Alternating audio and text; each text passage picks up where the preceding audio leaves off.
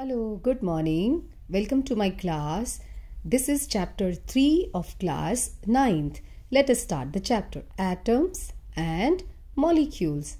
According to an Indian philosopher, Maharishi Kannad, if we go on dividing the matter, smallest particle is called परमाणु. एक Indian philosopher है महर्षि कन्नड़. उन्होंने क्या बोला, आप कोई भी मैटर लो, लाइक ये पेज ले लो, कुछ भी ले लो, कहते हैं इसको ब्रेक करते जाओ करते जाओ करते जाओ करते जाओ करते जाओ, लास्ट में आपको सबसे छोटा पार्टिकल मिलेगा जिसका नेम परमाणु है.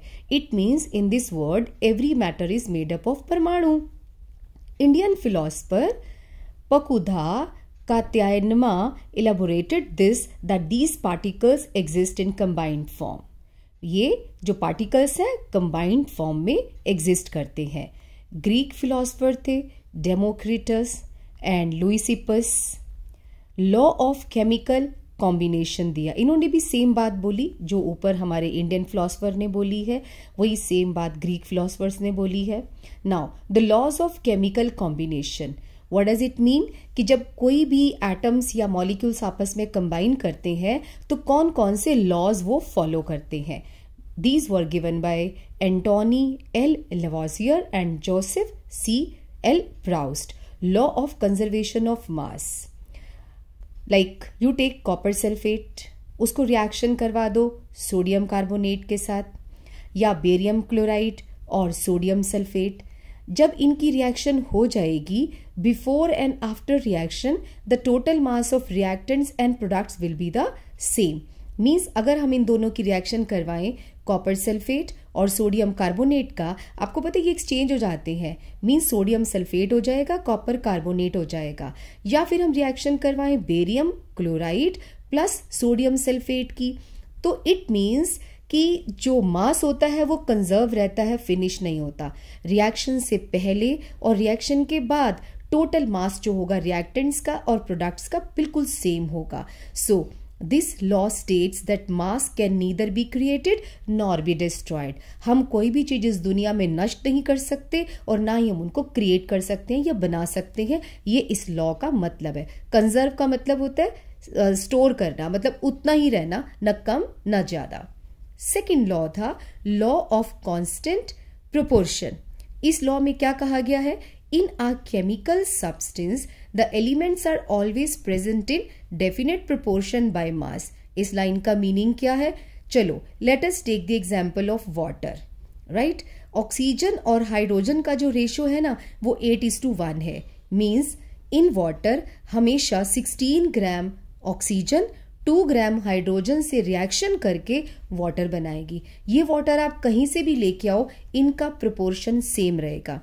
इस लॉ का ये मतलब है, आप कोई भी कंपाउंड पकड़ लो, वाटर पकड़ लो या फिर आप NaOH पकड़ लो.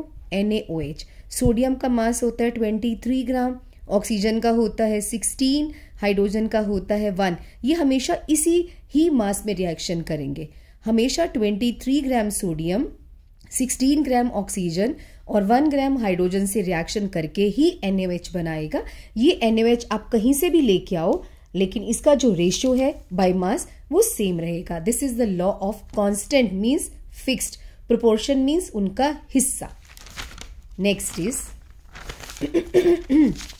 Dalton's atomic theory. Now Dalton ने एटॉमिक थ्योरी दी. ही सेड, ये इसे पोस्टुलेट्स कहते हैं, इन पॉइंट्स को कहते हैं पोस्टुलेट्स.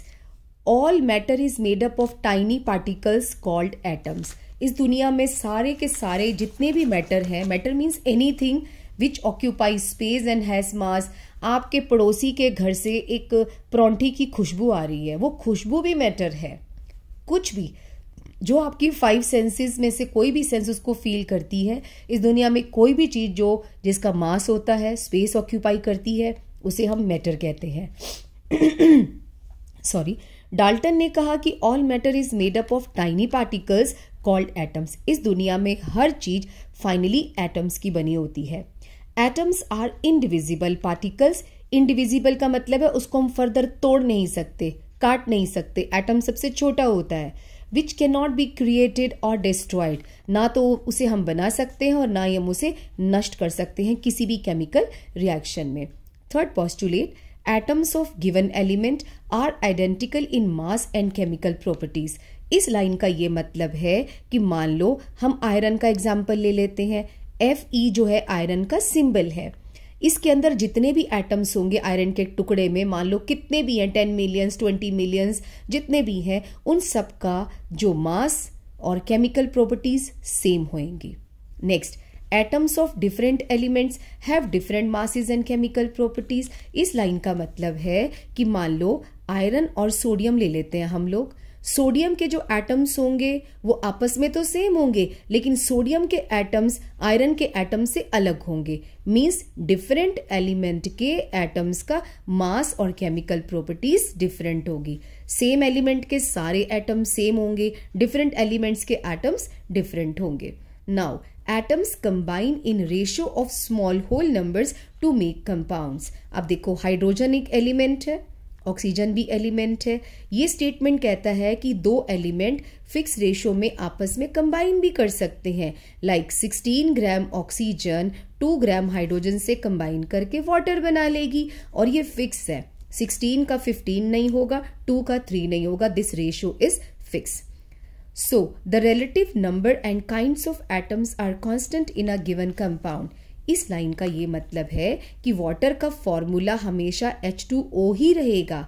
मीन्स हाइड्रोजन के एटम्स 2 होंगे और ऑक्सीजन का एटम 1 होगा। द रिलेटिव नंबर मीन्स इनका जो रिलेटिव नंबर है 2 and 1 and kinds of atoms are constant in a given compound. चलो एक क्वेश्चन करते हैं। In a reaction, 5.3 gram sodium carbonate reacted with 6 gram ethanoic acid. The products were 2.2 gram carbon dioxide, 0.9 gram water and 8.2 gram sodium ethanoate. The question कहता है कि show that these observations are in agreement with the law of conservation of mass. कहता है इस observation से आप हमें कैसे बताओगे कि इसमें law of conservation of mass को use किया गया। Very simple. 5.3 और 6 ग्राम ये दोनों क्या है, रिएक्टेंट्स। दोनों को प्लस करो तो 11.3 आएगा। अब ये हैं तीनों प्रोडक्ट्स, इन तीनों को प्लस करो तो भी इसका आंसर 11.3 आएगा।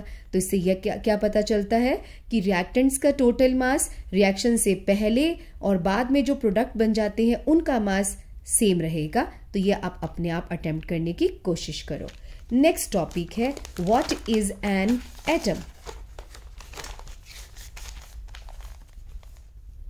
What is an atom? Atom cannot be seen by naked eyes. हम अपनी naked eyes से atoms को नहीं देख सकते। To understand this, mason builds wall. मिस्त्री एक दीवार बनाता है, रूम्स बनाता है और बिल्डिंग खड़ी हो जाती है। सेम जो एटम्स होते हैं वो छोटा पार्टिकल है, जब वो कंबाइन करते जाएंगे तो एक बड़ा मैटर बन जाता है। तो एटम सबसे स्मॉलेस्ट पोर्शन होता है। Modern day symbols of different elements. अब प्रॉब्लम क्या आई, एलिमेंट्स तो डिस्कवर हो गए, उनके सिंबल्स भी तो बनाने थे। तो सिंबल्स में सबसे पहले डाल्टन ने सबसे पहले एलिमेंट्स के सिंबल्स को यूज किया था। क्या, हाइड्रोजन को बोलता है ऐसे हम शो कर सकते हैं, सर्कल बीच में डॉट लगा दो, उसका मीनिंग कहता है हम हाइड्रोजन ले लेंगे। फास्फोरस, ये सर्कल लिया, उसमें ये बीच में 3 लाइंस बना दी, ट्रायंगुलर प्लेनर की लाइंस, कहता है इसको हम फास्फोरस मानेंगे। सर्कल के बीच में C लिख दो, ये कॉपर का सिंबल है। और सर्कल के बीच में G लिखो और साइड पे डेकोरेशन कर दो तो ये गोल्ड का सिंबल हो जाएगा। ऐसा डाल्टन ने कहा था। आज की डेट पे ऐसा नहीं है, अब तो हम कार्बन का सिंबल C होता है। तो ये पहले था, तो एक सर्कल बनाओ, उसमें डॉट्स डालो, वो कार्बन का सिंबल था। सर्कल बनाओ, उसमें प्लस का निशान लगाओ तो उसे हम सल्फर कहते हैं। और अगर हम एक सर्कल लेते हैं, उसके अंदर हम L लिख देते हैं तो ये लेड बन जाता है। P प्लाटिनम के लिए यूज हुआ, सर्कल में P डाल दो। एक खाली सर्कल बना दो, उसे हमने ऑक्सीजन कह दिया। सर्कल में I लिख दो, वो आयरन बन गया। But these days I is not the symbol of iron, Fe is the symbol of iron. ये आज का लिखा है मैंने, ये पुराना जो डाल्टन ने यूज किया था। सर्कल में S डाल दो तो वो सल्फर बन जाएगा। सर्कल को डेकोरेट कर दो साइड पे ऐसे लाइंस लगा के तो वो मरकरी हो जाएगा। आज की डेट में मरकरी का सिंबल Hg होता है। ओके। कॉपर, साइप्रस एक कंट्री का नाम था, तो साइप्रस कंट्री के नेम के ऊपर ही कॉपर नाम रखा गया। Au gold. Au नाम क्यों रखा गया गोल्ड का? इसका येलो कलर की वजह से। येलो कलर को उनकी लैंग्वेज में ऑरम कहते हैं, तो Au सिंबल हमने बना दिया गोल्ड का। आपको ये बताना चाहते हैं कि सिंबल कैसे बनते हैं, या तो कंट्री का नेम होगा या कलर का नेम होगा। अब आपके एग्जाम में आ सकता है वो ऐसा कौन सा मेटल है जो किसी कंट्री के नेम के ऊपर है, कॉपर। ऐसा कौन सा एलिमेंट है या एटम है, उसका सिंबल बताओ जो कलर के पीछे रखा गया है। येलो कलर की वजह से गोल्ड का सिंबल Au रख दिया हमने। और IUPAC होता है international union of pure and applied chemistry. ये IUPAC पूरी सारी कंट्रीज की एक इंटरनेशनल यूनियन है, उन्होंने बनाई। यहाँ जो भी फाइनल होता है ना, हम बुक्स में वही पढ़ते हैं। इन्होंने कहा देखो किसी का भी सिंबल लिखेंगे ना तो फर्स्ट लेटर कैपिटल होना चाहिए, सेकंड लेटर स्मॉल होना चाहिए। ये इसकी रिकमेंडेशन है। जैसे कि एल्यूमिनियम का सिंबल है capital A small l, cobalt का सिंबल है capital C small o। Okay, कुछ और वर्ड्स हम लोग जा रहे हैं कि क्यों रखे गए। अब आयरन का Fe क्यों रखा? क्योंकि लैटिन में इसको फेरम वर्ड की वजह से हमने आयरन का सिंबल Fe रखा। Na का क्या मतलब होता है? नेट्रियम। और Na किसका सिंबल है? सोडियम का। K stands for what? Kalium, जबकि ये हम पोटाशियम के लिए यूज करते हैं। अब आप पूछ सकते हो कि मैम ये क्या, पोटाशियम तो P से स्टार्ट होता है, आपने इसका सिंबल K क्यों रखा? क्योंकि K stands for kalium. Na stands for natrium. ये नेट्रियम वर्ड से हम लोगों ने सोडियम का सिंबल Na रखा, और फेरम की वजह से हमने आयरन का सिंबल Fe रखा। मींस सिंबल के पीछे हर एक की कुछ ना कुछ स्टोरी है, तो आपको केवल उतनी स्टोरी करनी है जितनी आपकी NCERT के बुक में है, राइट? तो इस तरह से क्वेश्चन पूछे जाते हैं और ऐसे ही आंसर दिए जाते हैं। Now next comes the atomic mass. Atomic mass to make carbon monoxide, 3 gram carbon combines with 4 gram oxygen. तो 1 ग्राम combines with 4/3 मीन्स 4/3, ये बच्चों वाला मेथड है जो आप लास्ट ईयर करके आए हो, 4/3 ग्राम ऑफ ऑक्सीजन। ओके, तो इसका एटॉमिक मास का हमने यूनिट क्या रखा? AMU। AMU का मतलब होता है एटॉमिक मास यूनिट। ये हमें इसकी जरूरत क्यों पड़ी? देखो, हाइड्रोजन का एटम लाइट होता है और आयरन का एटम बहुत हेवी होता है, तो हमें इनका मास तो देना ही पड़ेगा ना कि इसका मास कितना, इसका मास कितना, ताकि हम आइडिया लगा सके हाँ ये लाइटर है और ये हैवी है। तो हमने एक छोटा यूनिट बनाया एटॉमिक मास का, एटॉमिक मास यूनिट, यानी कि AMU, एटॉमिक मास यूनिट। आजकल लेकिन हम AMU यूज नहीं करते, ये बहुत पुराना है। अब हम U लिखते हैं, उसका मतलब AMU होता है, but U stands for unified mass. अगर हम कार्बन को 1 AMU ले लें तो ऑक्सीजन कितना होगा? 1.33 AMU। कैसे? वो हमने यहाँ से आइडिया लगाया कि 3 gram carbon combines with 4। Okay, but हमें फ्रैक्शन में नहीं चाहिए, ये तो बहुत मुसीबत हो जाएगी कि किसी का मास आएगा 1.33, 1.39, 1.4, फ्रैक्शन में नहीं, होल नंबर होना चाहिए। तो हमने पता क्या किया मास निकालने के लिए? जो कार्बन था ना जिसका एटॉम 12 का मतलब होता है इसका एटॉमिक मास 12 होता है। हमने क्या किया, इस कार्बन के एक एटम को उठाया, उसके 12 पीसेस कर दिए, तोड़ के 12 टुकड़े कर दिए। उसमें से हमने एक टुकड़ा उठा लिया, उसका जितना वेट था ना उसको हमने कह दिया 1 AMU। अब आपसे कोई पूछे 1 एटॉमिक मास यूनिट क्या होता है, you will say 1/12 of mass of 1 carbon atom. एक कार्बन के एटम का जितना मास होता है उसके 12 पीसेस कर दो, 1 पीस का जो मास बचेगा उसको हम कहेंगे 1 AMU। याद कर लो, 1 AMU is equal to 1/12 of mass of 1 carbon atom. Means एक कार्बन एटम के 12 टुकड़े कर दो और जो एक टुकड़े का मास होगा 1/12, यानी कि उसी को हम 1 AMU कह देंगे। If a fruit seller gives 1 watermelon is equal to 12 units of fruits। मान लो एक फ्रूट सेलर है, वो कहता है कि भाई देखो एक वाटरमेलन और 12 फ्रूट्स के इक्वल है उनका वेट, उसने अपने आप कोई ना कोई वो कर लिया अपने आप से। ओके, तो एटॉमिक मास आपको कुछ एलिमेंट्स का पता होना चाहिए। पहली बात तो ये पता होनी चाहिए कि 1 AMU क्या होता है, आई हैव टोल्ड यू। दूसरी बात ये होनी चाहिए, बताओ हमने मास निकालने के लिए किसको यूज किया, C12 को, ये हमारा स्टैंडर्ड है। हमने कार्बन के एटम को स्टैंडर्ड यूज किया, उसकी हेल्प से मतलब उसके मास के कंपैरेटिवली हमने दूसरों के मास कैलकुलेट करे। तो आपको कुछ एलिमेंट्स के पता होने चाहिए। हाइड्रोजन का 1 होता है, कार्बन का एटॉमिक मास 12 होता है, नाइट्रोजन का 14 होता है, ऑक्सीजन का 16, सोडियम का 23, मैग्नीशियम का 24, सल्फर 32, क्लोरीन 35.5, कैल्शियम का 40। अब आप सोच रहे होगे क्लोरीन का 35.5 क्यों है? अभी तो आपने बोला कि होल नंबर होना चाहिए। आपको पता है जिसका भी मोलर मास फ्रैक्शन में आएगा ना, इसका मतलब उसके आइसोटोप एग्जिस्ट करते हैं। ये आइसोटोप क्या होते हैं? जिनका एटॉमिक नंबर तो सेम है। आपको पता है क्लोरीन 2 टाइप का होता है, एक वो जिसका एटॉमिक मास 35 होगा, एक वो जिसका एटॉमिक मास 37 होता है। जिसका मास 35 होता है ना, उसकी एबंडेंस 70% है और ये 30%। इसको आप ऐसे भी समझ सकते हो, मैं अभी अभी क्लोरीन का सिलेंडर भर के लाई हूँ, उसमें क्लोरीन जो 35 वाले थे ना वो 70% है, और जो 30% है ना क्लोरीन के एटम्स वो 37 मास वाले हैं। तो हमने इन दोनों का एवरेज निकाला तो आंसर आया 35.5। जब भी कोई आपसे पूछे कि एटॉमिक मास फ्रैक्शन में क्यों है, तो आप एकदम से कह देना क्योंकि इसके आइसोटोप एग्जिस्ट करते हैं। ओके, तो नेक्स्ट है how do atoms exist. Atom exist कैसे करते हैं? अकेले करते हैं, या 2 जने हाथों में हाथ डाल के घूमते हैं, या 3 जने घूमते हैं? Okay, let us see. Atoms of most element exist as ions or form molecules and these ions and molecules aggregate to form the matter. Well, अगर मैं आपसे बोलूं आप घर में नमक खाते हैं, नमक का फॉर्मूला होता है NaCl. NaCl is the formula of common salt which you eat at home, right? आपको पता है नमक कैसे बना? नमक में सोडियम के ऊपर प्लस चार्ज है, क्लोरीन के ऊपर माइनस चार्ज है। जो नमक है आयोन्स के कॉम्बिनेशन से बना। तो आप जो मैटर है, मैटर कौन है? सॉल्ट। तो वो किसका बना है? आयोन्स का। चलो अब हम एक काम करते हैं। बलून्स आपने देखे होंगे, आपकी गली में बलून बेचने वाला आता है जो उड़ते हैं, उसमें ना हीलियम गैस भरी होती है।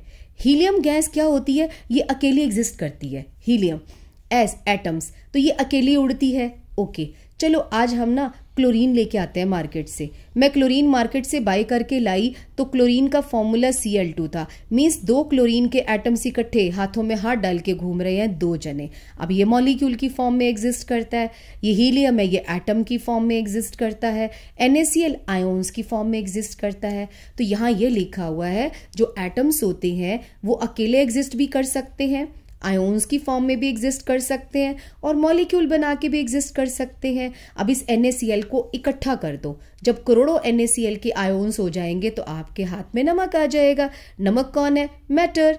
जो कॉमन सॉल्ट है, नमक सॉल्ट एक ही बात है, NaCl वो मैटर है। वो आपको क्यों दिखता है? वो करोड़ों अरबों आयोन्स के कॉम्बिनेशन से बना हुआ है। अब मॉलिक्यूल क्या होता है? Molecules of an element constitute the same type of atoms, for example O2, H2, Cl2. अब मार्केट से हाइड्रोजन गैस बाय करके लाएंगे ना तो 2-2 हाइड्रोजन इकट्ठे मिलेंगे, कल्ला हाइड्रोजन आपको नहीं मिलेगा। क्लोरीन भी इकट्ठे 2-2 जने इकट्ठे उड़ेंगे, इसको मॉलिक्यूल कहते हैं। अब ये मॉलिक्यूल किसका बना हुआ है? सिमिलर एटम्स का बना हुआ है। हाइड्रोजन किसका मॉलिक्यूल है? सिमिलर एटम्स का बना हुआ है। ऑक्सीजन भी सेम टाइप ऑफ एटम्स का है। सो एक एलिमेंट के जो मॉलिक्यूल्स होते हैं they constitute the same type of atoms. Okay, तो number of atoms constituting a molecule is known as atomicity. अगर मैं आपको बोलूँ क्लोरीन की एटॉमिसिटी कितनी है, मीन्स कितने एटम इकट्ठे उड़ते हैं? 2। हाइड्रोजन की एटॉमिसिटी कितनी है? 2। ऑक्सीजन की कितनी है? 2। ओके, अब यहां मैंने एग्जाम्पल दिया है कुछ। आर्गोन की क्या है एटॉमिसिटी? 1, अकेला है ये। हीलियम की 1, ऑक्सीजन की 2, हाइड्रोजन की 2, क्लोरीन की 2, P4। शक्ल से ही लग रहा है कि 4 फास्फोरस के मॉलिक्यूल इकट्ठे उड़ रहे हैं, तो P4 की एटॉमिसिटी है 4। सल्फर की S8, सल्फर की एटॉमिसिटी है 8। मेटल्स कौन है? Sodium, iron, aluminium, copper. इन लोगों की एटॉमिसिटी नहीं होती है। क्यों? क्योंकि सोडियम अकेला रह ही नहीं सकता, ये कम से कम अरबों करोड़ों खरबों मॉलिक्यूल इकट्ठे मिलके रहेंगे, मैनी मिलियंस मॉलिक्यूल इकट्ठे रहेंगे, तो इसलिए ये इसी फॉर्म में होते हैं। मेटल्स की एटॉमिसिटी नहीं होती है, नॉन मेटल्स की एटॉमिसिटी होती है। Molecules of metal and some other elements such as carbon do not have a simple structure but consist of large number of atoms bonded together। तभी हम इनके एटॉमिसिटी की बात ही नहीं करते हैं। Next, molecules of a compound, atoms of different elements join together in different proportion to form molecule of compound। जैसे कि वाटर, कितनी बार मैं पहले भी बता चुकी हूँ कि वाटर का फॉर्मूला होता है H2O। 2 हाइड्रोजन के एटम 1 ऑक्सीजन का एटम मिलके एक मॉलिक्यूल वाटर का बनाएंगे। अब ये वाटर किसका बना हुआ है? 2 एलिमेंट्स का, हाइड्रोजन एंड ऑक्सीजन। जब 2 एलिमेंट मिलते हैं, मिलके जो कुछ भी बनाएंगे उसे हम कंपाउंड कहेंगे। और H2O कौन है? वाटर का एक मॉलिक्यूल, राइट। सो H और O 1:8 रेशो इनका बाय मास है, वो हम पहले भी कह चुके हैं। अमोनिया का फॉर्मूला NH3 होता है। एक नाइट्रोजन का एटम मीन्स 14 ग्राम नाइट्रोजन, और 3 हाइड्रोजन के एटम, एक हाइड्रोजन का जो मास होता है वो 1 होता है, तो 3 का 3, 14 इसका मास है, हाइड्रोजन का 3 मास है, तो इनका रेशो यही रहेगा। कार्बन डाइऑक्साइड, कार्बन डाइऑक्साइड का फॉर्मूला है CO2। कार्बन कितना है? 12, ऑक्सीजन 2 है ना, एक ऑक्सीजन का मास होता है 16, मतलब एक मोल, एक ऑक्सीजन के एटम की बात नहीं हो रही, ग्राम एटॉमिक मास की बात हो रही है 32, तो इनका रेशो है 32। तो मॉलिक्यूल कब बनता है? कंपाउंड कब बनता है? जब atoms of different elements combine, तो उससे कंपाउंड बनता है। और अगर सेम एलिमेंट के कंबाइन करेंगे उसे हम खाली मॉलिक्यूल कहेंगे।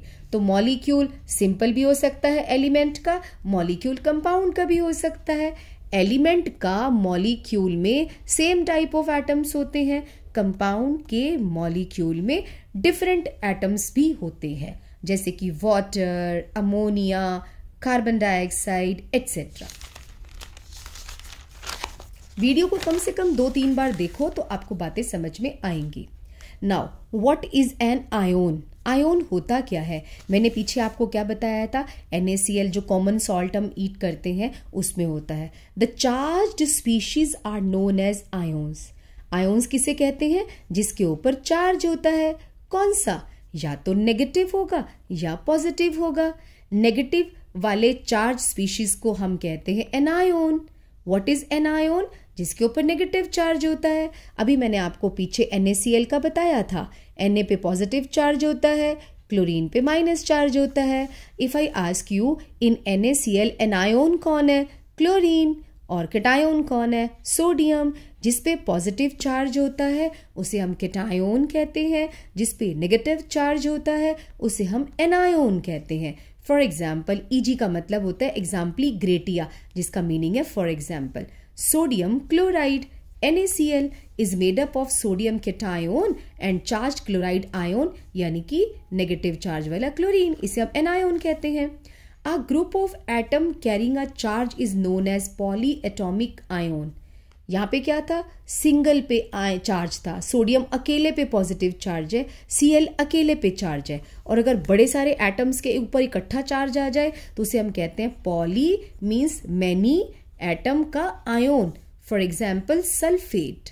सल्फेट क्या होता है? SO4 2 नेगेटिव, एक सल्फर 4 ऑक्सीजन, 5 एटम के ऊपर इकट्ठा चार्ज है 2 नेगेटिव, इसे पॉली यानी कि बड़े सारे एटम्स का आयोन कहते हैं। कार्बोनेट CO3 2- को बोलते हैं। ओके, ये तो हो गया हमारे चार्ज के बारे में। अब आगे है राइटिंग केमिकल फॉर्मूला। किसी का केमिकल फॉर्मूला कैसे बनता है? अब हम देखते हैं, जैसे NaCl, नमक का फॉर्मूला NaCl ही क्यों बना? क्या कोई और नहीं बन सकता था? अभी पता चलेगा कैसे बने। Chemical formula of compound is a symbolic representation of its composition. अब सिंबॉलिक का क्या मतलब है? जैसे कि for example NaCl, symbolic representation का मतलब होता है कि 1 सोडियम 1 क्लोरीन के साथ रिएक्शन करके NaCl बनाएगा। सिंबॉलिक रिप्रेजेंटेशन है। For this we should know about the symbols and combining capacity of element. एक तो हमें सिंबल पता होना चाहिए। सोडियम का सिंबल Na है, क्लोरीन का सिंबल Cl है, मैं तभी तो NaCl लिखूंगी। पहली बात आपको सिंबल पता होना चाहिए। दूसरी बात आपको उसकी कंबाइनिंग कैपेसिटी पता होनी चाहिए। कंबाइनिंग कैपेसिटी का क्या मतलब है, चलो आगे सीखते हैं। The combining capacity of an element is known as valency. उसको हम वैलेंसी कहते हैं। अब मैंने सोडियम से पूछा तेरी कंबाइनिंग कैपेसिटी कितनी है, बोलता है 1। क्लोरीन से पूछा तेरी कितनी है, बोलता है 1। तो हमने क्या किया, दोनों का 1 1 लिया, आयोन मिला दिया उसको, इसका कंपाउंड बन गया। Okay, valency can be used to find out how the atoms of an element will. अब वैलेंसी से हमें क्या पता चलेगा कि कैसे कंबाइन करेगा, उसका फॉर्मूला क्या होगा। Let us see, combine with atoms of another element.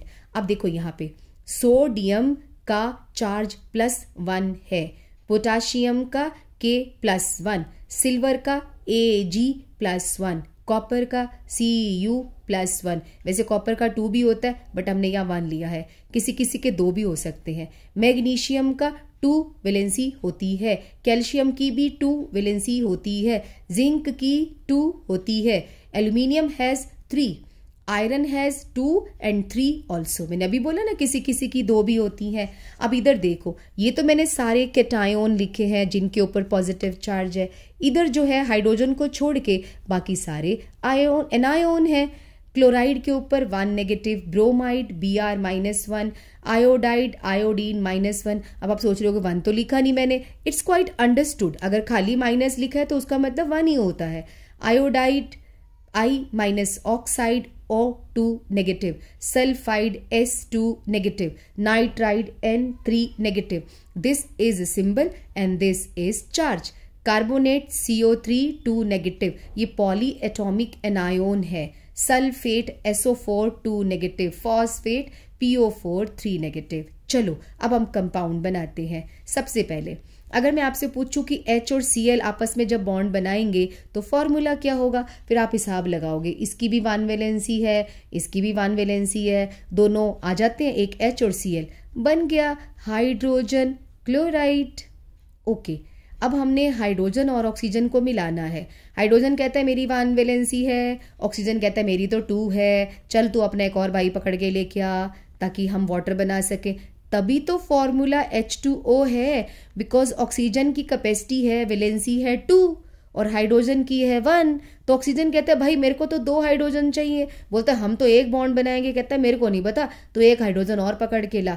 तभी ये फॉर्मूला बनता है। और फॉर्मूले का तरीका क्या होता है, जो इसका चार्ज होता है वो इसके फुट में चला जाएगा, जो इसका चार्ज होगा एनायोन का वो कैटायोन के फुट में चला जाएगा। इसका चार्ज 2 है, आप नेगेटिव और पॉजिटिव को भूल जाओ, इसका चार्ज 2 है, ये 2 इसके फुट में आया, यहाँ इसका 1 था तो ऑक्सीजन के फुट में 1 आ गया। अब आगे देखो कैल्शियम ऑक्साइड कैसे बनेगा। कैल्शियम की 2 वैलेंसी, ऑक्सीजन की भी 2 वैलेंसी, तो दोनों की 2 है, कैंसिल हो जाएगी, CaO। कैंसिल का मतलब दोनों एक एक भी रिएक्शन कर सकते हैं, तभी कैल्शियम ऑक्साइड का फॉर्मूला CaO होता है। इसे कहते हैं कैल्शियम। OH को बोलते हैं हाइड्रोक्साइड। हाइड्रोक्साइड की वैलेंसी है 1, -1 का मतलब 1 होता है, कैल्शियम की 2। अब कैल्शियम कहता है भाई मुझे नहीं पता, तुम 2 जने आ जाओ। OH को बोलता है भाई तुम्हारी एक कैपेसिटी है, मेरी तो 2 है ना, तो इसका 2 इसके फुट में चला जाएगा। ये देखो OH का होल ट्वाइस और हमने कैल्शियम कर दिया। इसे कहते हैं कैल्शियम हाइड्रोक्साइड। OH को बोलते हैं हाइड्रोक्साइड, तो इसका नेम है कैल्शियम। कैल्शियम मैंने आधा लिखा है, हाइड्रोक्साइड। अगला है सोडियम ऑक्साइड। सोडियम की वैलेंसी +1, ऑक्सीजन की 2-, इसका 2 सोडियम के फुट में आ जाएगा, इसका 1 इसके फुट में चला जाएगा, फॉर्मूला बन गया Na2O। ऐसे ही एल्यूमिनियम क्लोराइड, एल्यूमिनियम की 3 वैलेंसी है, क्लोराइड की 1 है, तो ये इसके फुट में चला जाएगा, ये इसके फुट में चला जाएगा, तो AlCl3 फॉर्मूला हो जाएगा। सोडियम सल्फाइड, सोडियम की +1, सल्फाइड की -2, ये -2 इसके फुट में, ये देखो 2 यहाँ आ गया, 1 यहाँ, तो Na2S बन जाएगा। मैग्नीशियम हाइड्रोक्साइड, तो मैग्नीशियम की 2 पॉजिटिव है, हाइड्रोक्साइड की -1 है, ये देखो 1 इसके फुट में चला गया, 2 इसके फुट में चला गया।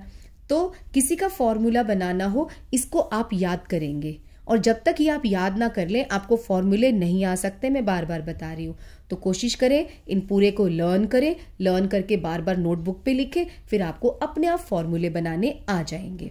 ऐसे ही अमोनियम सल्फेट है, अमोनियम का NH4 पॉजिटिव होता है, 1 सल्फेट का 2 नेगेटिव चार्ज होता है, तो अमोनियम के चरणों में 2 लिख दो, क्योंकि इसका 2 यहाँ आ जाएगा, इसका 1 वहाँ चला जाएगा। हमने इसको ब्रैकेट में क्यों लिखा, क्योंकि 2 पूरे पे आना था ना, H पे थोड़ी आएगा, इकट्ठा है ना अमोनियम, NH4 प्लस को अमोनियम कहते हैं हम लोग। मैग्नीशियम हाइड्रोक्साइड का भी बना लिया। सो आप बहुत सारे ट्राई करो। नेक्स्ट है मॉलिक्यूलर मास। मॉलिक्यूलर मास हम कैसे निकालेंगे, मैंने दोबारा से लिखे आपके लिए मास। आपको इनका मास पता होना चाहिए। हाइड्रोजन का 1, helium 4, lithium 7, beryllium 9, boron 10, carbon 12, nitrogen 14, oxygen 16, calcium 40, 35.5, sulphur 32। Well, आपको इसका मॉलिक्यूलर मास निकालना है। H2 का मतलब 2 हाइड्रोजन है, एक हाइड्रोजन का 1 होता है, 2 का 1 + 1 2 हो जाएगा। CH4 का मोलर मास निकालना है आपको। Carbon has 12, hydrogen has 1, 4 hydrogen are there, तो 4 × 1 हो जाएगा 12 + 4 = 16। अगला है methanol, CH3OH, carbon 12, total hydrogen 4 है, +4 और ऑक्सीजन का 16, मैंने प्लस कर दिया 32। C2H6, 2 कार्बन यानी कि 2 × 12 + 6 × 1 30 हो जाएगा। अमोनिया का N has 14, hydrogen has 3, 17। Chlorine 35.5 एक क्लोरीन का होता है, 2 का हो जाएगा 35.5 × 2, इट विल बी 70। ऐसे ही CO2 44, zinc oxide, sodium oxide, HNO3, nitric acid, calcium chloride और वाटर का आप कैलकुलेट कर सकते हैं। ठीक है, इसको भी आप देखो, आपके पास नोट्स तो आ ही गए, आप इसका स्क्रीनशॉट लो और आराम से इसको सॉल्व करते रहो। नेक्स्ट है फॉर्मूला यूनिट मास, का मतलब भी मॉलिक्यूलर मास ही होता है। तो दोनों में डिफरेंस क्या है, ये उनका मास है जिनका मॉलिक्यूल एग्जिस्ट करता है, और फॉर्मूला यूनिट मास उसका होता है जिसमें आयोन्स होते हैं। ये भी फॉर्मूला यूनिट मास में आएगा, क्योंकि इनके जो है एक पर्टिकुलर मॉलिक्यूल एग्जिस्ट नहीं करता। आयोनिक कंपाउंड्स के लिए जिसमें आयोन्स होते हैं, कैटायोन्स और एनायोन्स, उनके मोलर मास को फॉर्मूला यूनिट मास कहते हैं। Now mole concept, consider a reaction 2H2 + O2 gives 2H2O। हमें मोल कॉन्सेप्ट में जाने से पहले यहां से आपको पता होना चाहिए 2H2 का मतलब है 4 हाइड्रोजन के एटम 2 ऑक्सीजन के एटम के साथ मिलके 2 मॉलिक्यूल वाटर के बनाते हैं। तो इसका क्या मतलब हुआ कि इसका मोलर मास कितना होता है 1, तो 4 का हो गया 4U, 4U यूनिफाइड मास, और 32U ऑक्सीजन के साथ मिलके 36U वाटर बनाते हैं, क्योंकि एक वाटर का मोलर मास 18 होता है, तो 2 वाटर का मतलब 36 हो गया, right. As the reaction indicates directly the number of its molecules or atoms rather than mass, so a new unit mole was introduced. अब हमें मास की बजाय ना हमें नंबर ऑफ मोल्स, देखो इसमें ये लग रहा है कि 2 मॉलिक्यूल हाइड्रोजन के 1 मॉलिक्यूल ऑक्सीजन से कंबाइन करके 2 मॉलिक्यूल वाटर बनाते हैं, तो नंबर तो डायरेक्टली पता चल रहा है शक्ल देख के। तो हमने क्या किया, एक नया टर्म इंट्रोड्यूस किया जिसका नाम था मोल। अगर मैं आपसे कहूँ हाइड्रोजन का एक एटम बाय करके लाओ मार्केट से, बोलोगे क्या हो गया मैम को, ये तो हाइड्रोजन का एटम दिखता कहाँ है, तभी तो हमने 1 मोल बोला। 1 मोल का मतलब होता है 6.02 × 10⁻23 एटम्स।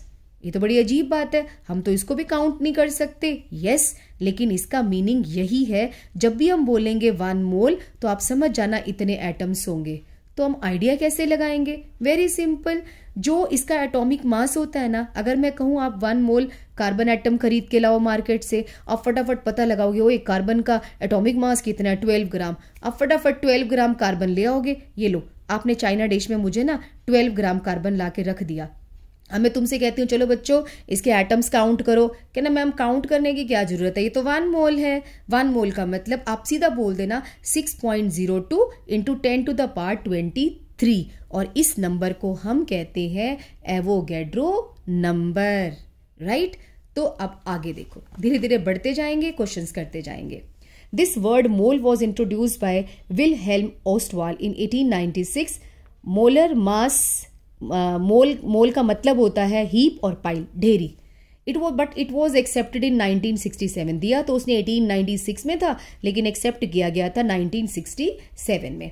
अब देखो, मैं आपसे कहती हूँ H2 के मॉलिक्यूल खरीद के लाओ 1 मोल, तो अब आपको टेंशन नहीं है, क्योंकि मैंने 1 मोल बोला ना। आप देखेंगे H2 का मास कितना होता है, 2 ग्राम। आप फटाफट जाके 2 ग्राम हाइड्रोजन खरीद के ले आएंगे। अब मैं कहूँगी बेटे इसमें गिनो मॉलिक्यूल कितने हैं, आप कहेंगे मैम गिनने की क्या जरूरत है, 1 मोल है ना। 1 मोल का मतलब है 6.022 इंटू 10⁻23 मॉलिक्यूल्स होंगे। और अगर कोई टीचर ना माने तो कहना गिन लो आप बैठ के, nobody can count this number. इसको बहुत साल लगते हैं गिनने में, आप काउंट नहीं कर सकते। तो 6.023 into 10⁻23 atoms, 1 mole of hydrogen atom, 1 gram of hydrogen atom. देखो दोनों में डिफरेंस देखो। जब H2 होगा, दो हाइड्रोजन इकट्ठे एग्जिस्ट करेंगे तो उसका मास होगा 2 ग्राम। जब कल्ला हाइड्रोजन एटम होगा तो उसका मास होगा 1 ग्राम। तो जब भी कोई न्यूमेरिकल आए तो आपने ध्यान से पढ़ना है कि मॉलिक्यूल वर्ड लिखा है या एटम्स लिखा है। अगर एटम लिखा होगा तो मास देखो 1 ग्राम है हाइड्रोजन के हिसाब से, मॉलिक्यूल होगा तो हम 2 के हिसाब से देंगे। ओके, और N0 इसको हम एवोगैड्रो नंबर कहते हैं, मैं आपको बता ही चुकी हूँ। ओके, अब इसमें फर्क क्या है? अभी तो आपने बोला एटॉमिक मास यूनिट U होता है, अब आप बोल रहे हो ग्राम होता है। दोनों में फर्क है। अगर हम U लगाएंगे तो समझ जाना एक एटम की बात चल रही है। 1 U हाइड्रोजन का मतलब है एक एटम हाइड्रोजन का, और 1 ग्राम हाइड्रोजन का मतलब होता है इतने एटम्स। ये फर्क है। जैसे ही आप ग्राम शब्द लगाते हो, मोल भाई साहब एंट्री मार लेते हैं, और जब आप U लगाते हो तो हम एक एक एटम की बात करते हैं। अब एक बात बताओ, can we see hydrogen atom single? We can't see. तो हमें जरूरत क्या है U लेने की? हम तो ग्राम में ही बात करेंगे। तभी हमने ग्राम एटॉमिक मास को चूज किया। देखो कितना अच्छा क्वेश्चन है। Calculate the number of moles of 52 gram of helium. अब आपसे कोई पूछे 52 ग्राम हीलियम में कितने एटम्स होते हैं, आप फटाफट सोचेंगे हीलियम का मोलर मास कितना था, 4 था। तो आप कहेंगे 4 ग्राम में होते हैं एवोगैड्रो नंबर, तो 52 में कितने होंगे? ठीक है, यूनिटरी मेथड लगा दोगे। अब दूसरा तरीका, जब भी आपसे नंबर ऑफ मोल्स पूछा जाए आप सीधा फॉर्मूला लगा दो। नंबर ऑफ मोल्स N का फॉर्मूला होता है, गिवन मास को ऊपर रखोगे और मोलर मास को नीचे। गिवन मास क्या है? जो न्यूमेरिकल में दिया हुआ है 52। मोलर मास कितना है? जो अभी मैंने आपको बताया था 4 ग्राम। तो आप लिखेंगे 52/4, 13 मोल्स है। ठीक है, और अभी भी आपको पता है 1 मोल किसके इक्वल था? एवोगैड्रो के इक्वल था। आप कहना 13 मोल्स का मतलब है 13 इंटू ये कर लो मल्टीप्लाई, आपको पता चल जाएगा कितने एटम्स है। लेकिन उसने तो मोल पूछे ना, तो अभी हम नहीं निकाल रहे एटम। 13 मोल्स है। Well 12.044 into 10⁻23 number of helium atom में कितने मोल्स होंगे? इसका भी फॉर्मूला है। नंबर ऑफ मोल्स का फॉर्मूला होता है गिवन नंबर ऑफ पार्टिकल्स। जो नंबर संख्या दे रखी है इसको ऊपर रखो, एवोगैड्रो को नीचे रखो। ये देखो, ये नंबर ऊपर रखा, एवोगैड्रो नीचे रखा, आंसर आ गया 2 मोल्स। ये 2 मोल्स आ गया। तो ऐसे आप निकालेंगे। फॉर्मूले को याद कर लो और बार बार इस वीडियो में इन न्यूमेरिकल्स को बार बार देखो। जितनी बार ये न्यूमेरिकल्स आप सॉल्व करेंगे मेरे किए हुए, उतनी बार आपका मोल कॉन्सेप्ट बढ़ता चला जाएगा। नेक्स्ट है calculate the mass of 0.5 mole of nitrogen gas. देखो N2 लिखा है तो मोलर मास आप 14 मत लेना, 28 लेना, क्योंकि एक नाइट्रोजन का मोलर मास 14 होता है तो N2 का 28 हो जाएगा। तो न्यूमेरिकल को ध्यान से पढ़ना होता है, N2 है कि N है। N2 है तो इस वाले में भी आप यही फॉर्मूला लगाओ। नंबर ऑफ मोल्स ये रहा, इसको यहां रखो 0.5। W गिवन मास कितना है वही तो निकालना है। Calculate the mass of, molar mass कितना है 28। So W is equal to N into M, N into M 0.5 into 28। सारे क्वेश्चंस न्यूमेरिकल्स आप फॉर्मूले से सॉल्व करेंगे तो आपको इजी लगेगा। नेक्स्ट है 0.5 मोल ऑफ N एटम। देखो N एटम है, अब आप 14 से मल्टीप्लाई कर देना। W equal to N into M, 0.5 into 14, 7 gram आ जाएगा। अब इट सेज कि इतने मॉलिक्यूल्स का कितना मास होगा। पहले तो हम नंबर ऑफ मोल्स निकालेंगे। हाउ?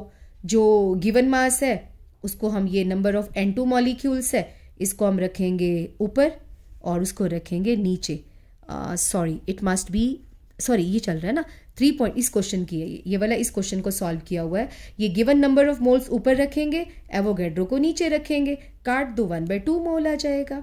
तो 1/2 मोल किसके इक्वल है, 14 से मल्टीप्लाई कर दो, क्योंकि अभी तो हमने देखा कि नंबर ऑफ मोल्स को मोलर मास से मल्टीप्लाई करो तो गिवन मास आ जाता है। बार बार ये वाला फॉर्मूला यूज किया गया है। नेक्स्ट क्वेश्चन है कि 6.022, मुझे लगा ये वाला क्वेश्चन था, 6.022 into 10⁻23 N2 molecule, this upon 6.022 into 10⁻23 1 आ जाएगा। तो N2 लिखा है, 28 से मल्टीप्लाई कर देना। सी, ये देखो 1 आया मोल तो उसको 28 से मल्टीप्लाई किया क्योंकि वहां पे N2 लिखा हुआ था।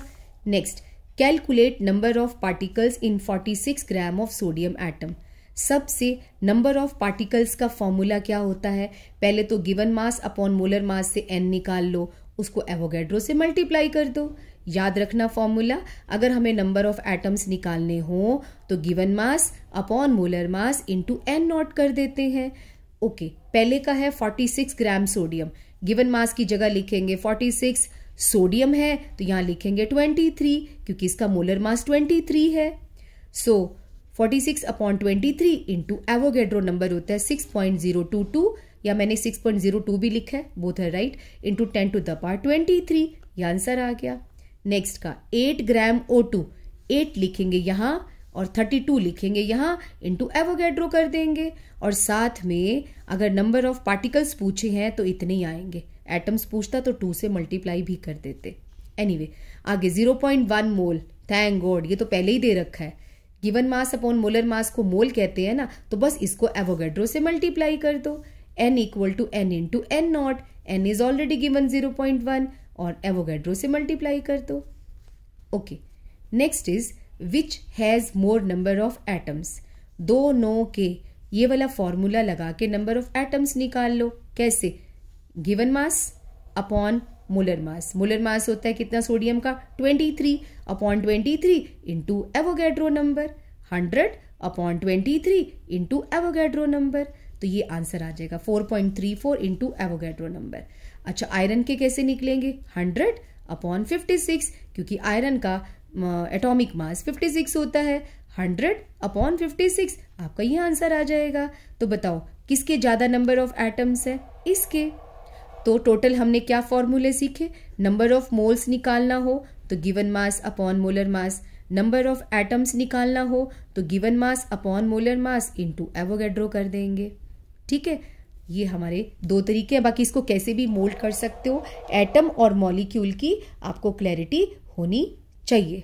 सो इस वीडियो को बार बार देखो फॉर बेटर इफेक्ट्स। जब आपको लेक्चर समझ में आ जाएगा, एटॉमिक मास और वैलेंसी याद हो जाएगी, तभी आपको ये चैप्टर समझ में आएगा, राइट। तो वैलेंसी, एटॉमिक मासेस, इनको अच्छे से और एटॉमिसिटी अच्छे से याद कर लो सबसे पहले, फिर इसकी कोई भी असाइनमेंट उठाओगे आपको आसानी से आ जाएगी। Okay, bye bye, all the best.